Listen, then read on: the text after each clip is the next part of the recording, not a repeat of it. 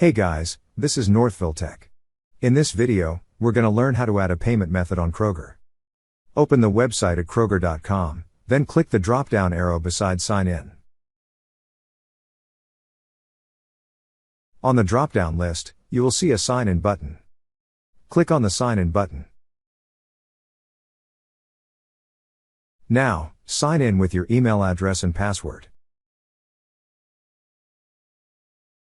Once you're signed in, click on the profile icon at the top right side of the screen.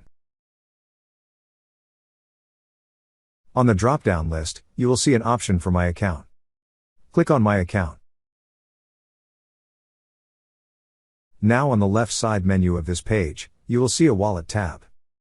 Click on Wallet.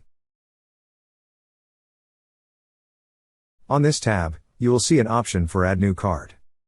Click on Add New Card. Now, enter your card details such as the card number, expiration month and year, and CVV. Then on the billing address section, enter your first name, last name, and address. After entering all the required information, click on Submit.